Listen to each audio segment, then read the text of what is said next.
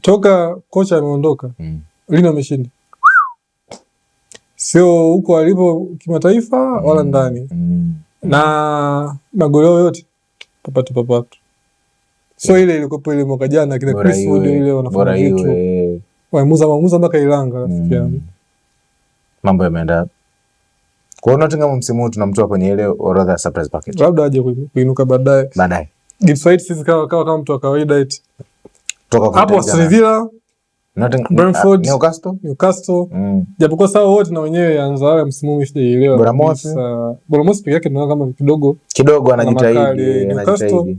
Newcastle ni tunamwaminia unajua, alafu sababu Bournemouth unajua alikuwa wa pili ile mechi anashinda Ijumaa, alikuwa wa pili. Newcastle bana mechi alipata ushindi ile. Ndio ile ya kwanza umeiona alipata ushindi ile dhidi nyuma tu kidogo hapo. Alafu baadaye akaja akashinda bila dhidi ya Nottingham Forest. Huyu unamuona ama tumtoe tu bado ataendelea kuwa na tumwache. Lakini bado ana nafasi yake pale pale underdog. Kwa sababu Newcastle hata mbovu lazima wale vigogo wakubwa watawashinda. Sahihi. Sumbua sana Aston Villa pia tumwache tuendelee kumpa muda. Atasumbua tu bado.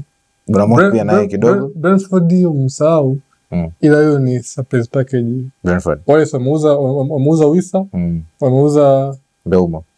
Wamesajili Dango Watara pale. Wana Dango Watara. Alafu midfield pale wanaye Henderson.